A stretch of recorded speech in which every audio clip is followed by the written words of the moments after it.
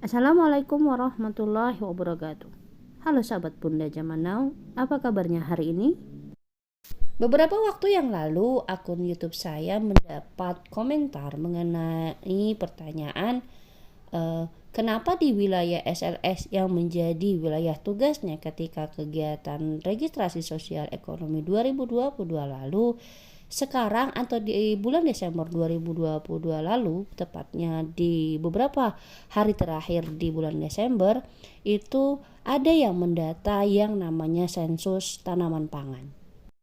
Untuk teman-teman ketahui, yang dilaksanakan pada akhir Desember 2022 lalu dan dilaksanakan juga pada bulan April setiap tahunnya dan di bulan Agustus setiap tahunnya, artinya dalam setahun 3 kali, itu di bulan April, Agustus dan Desember ada kegiatan yang bernama survei tanaman pangan dan ubinan, di mana di ketiga bulan tersebut adalah kegiatan pendataan atau listing dari rumah tangga yang diidentifikasi sebagai petani tanaman pangan seperti padi, palawija seperti jagung, jagung yang dijadikan marning atau jagung kuning, lalu ubi jalar dan ubi kayu. Nah, ketiga komoditas atau beberapa komoditas tersebut itu adalah komoditas tanaman pangan. Selain komoditas tadi, juga dicari komoditas lain seperti komoditas kedelai, kacang tanah, dan beberapa jenis kacang lainnya yang mohon maaf lupa saya untuk sebutkan karena memang di kabupaten saya ini yang sering didapati adalah hanya pada komoditas kacang tanah saja.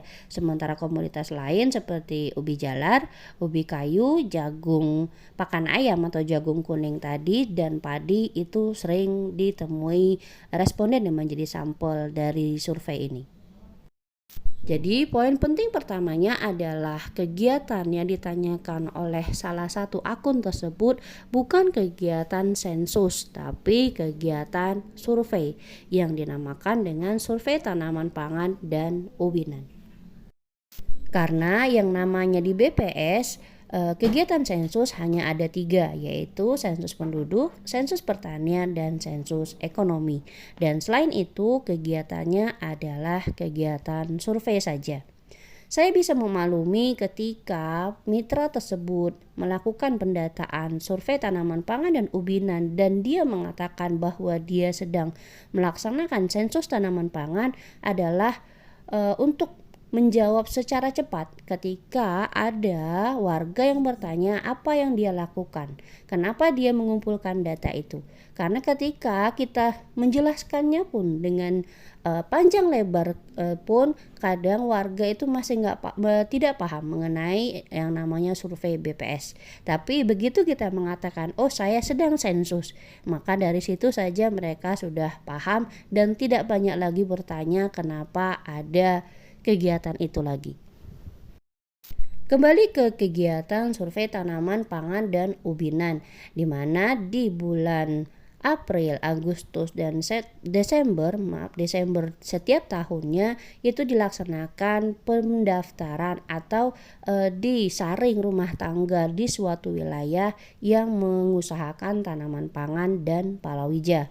Lalu dari nama-nama yang diketahui mengusahakan tanaman pangan dan palawija tersebut dan panen pada bulan-bulan yang sudah ditetapkan, bulan-bulannya ini ketika pendaftaran rumah tangganya itu atau listingnya dilakukan di Desember, maka yang dicari adalah rumah tangga yang akan panen tanaman pangan dan palawija pada bulan Januari, Februari, Maret, dan April.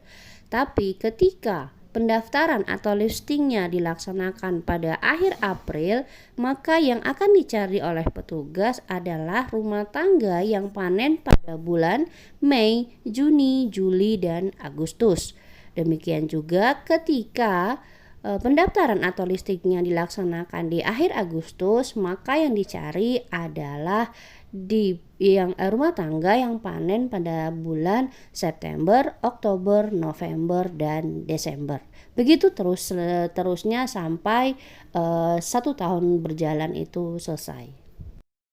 Lalu pertanyaan baru yang akan muncul pada pikiran teman-teman adalah kenapa yang dicari adalah rumah tangga yang akan panen pada bulan-bulan tersebut.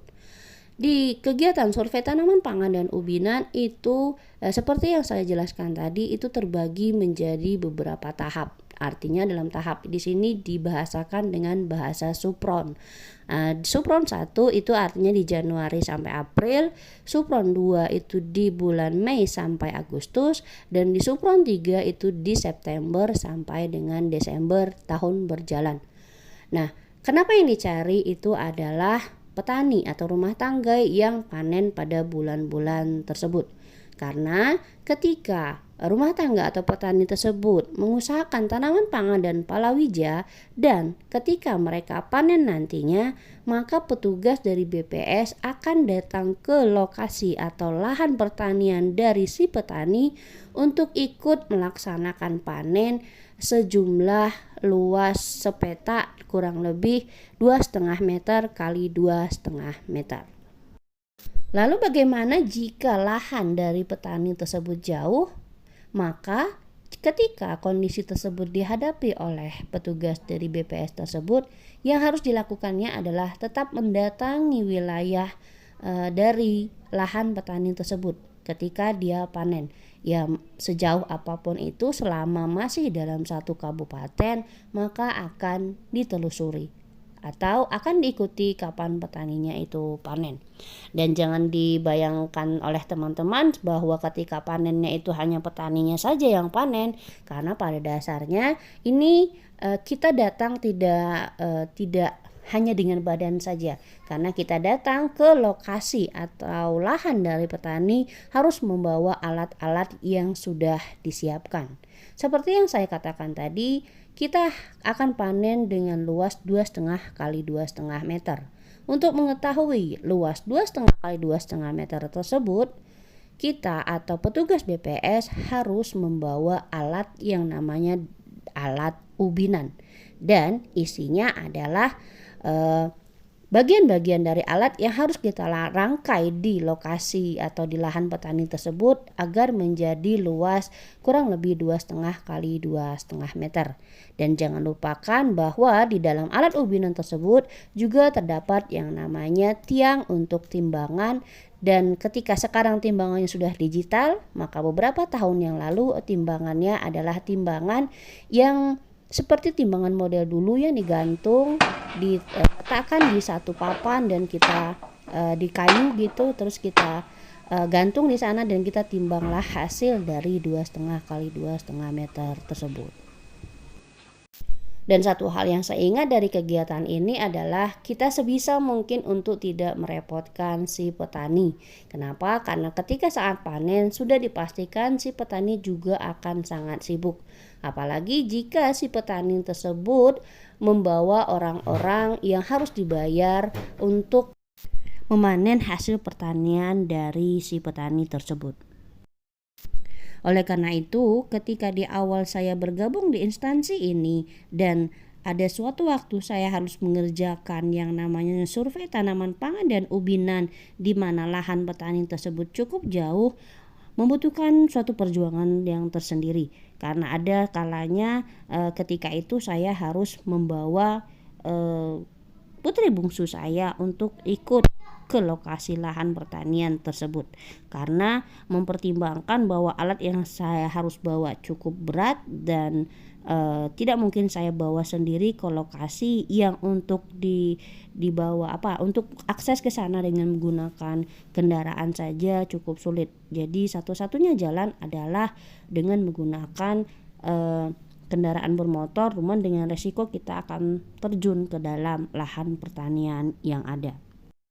Trik yang saya gunakan waktu itu adalah dengan melibatkan suami saya untuk membawa kendaraannya, sehingga saya hanya bisa datang dengan jalan kaki saja, sehingga untuk membawa kendaraan tersebut di tengah-tengah lahan pertanian tidak terlalu beresiko buat saya. Tapi ya, nah Tapi saat ini untuk survei tanaman pangan dan ubinan kegiatannya sudah tidak dikerjakan oleh organik BPS lagi. Dalam artian pengumpulan data di lapangannya secara langsung sudah dimitrakan semua.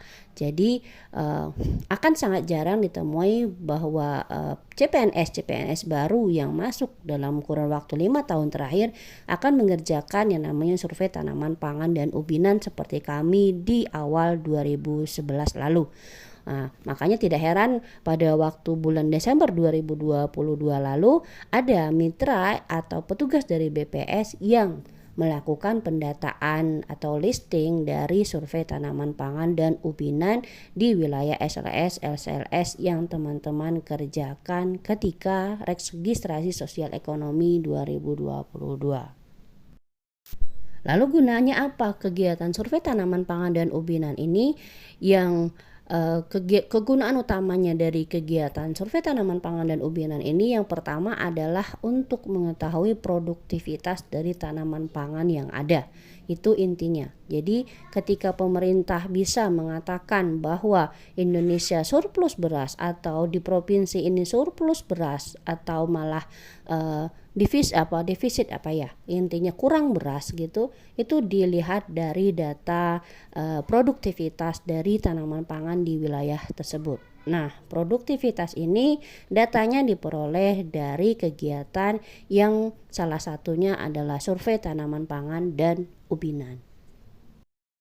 Dan yang menjadi poin utama pada tahun 2023 ini adalah bahwa komoditas tanaman pangan dan palawija merupakan komoditas yang akan ditanyakan pada kegiatan sensus pertanian 2023 nanti. Karena tanaman pangan dan palawija adalah salah satu subsektor yang akan didata pada kegiatan sensus pertanian 2023. Dan teman-teman perlu ingat bahwa ketika petani tersebut mengusahakan tanaman pangan dan palawija dan tanaman tersebut tidak dijual pun tetap dianggap sebagai petani yang mengusahakan tanaman pangan dan palawija. Artinya meskipun tidak dijual dan hanya untuk makan sendiri, si penanam tanaman pangan dan palawija tersebut tetap dikategorikan petani. Semoga informasi dari saya ini bermanfaat. Sampai ketemu di video berikutnya. Wassalamualaikum warahmatullahi wabarakatuh.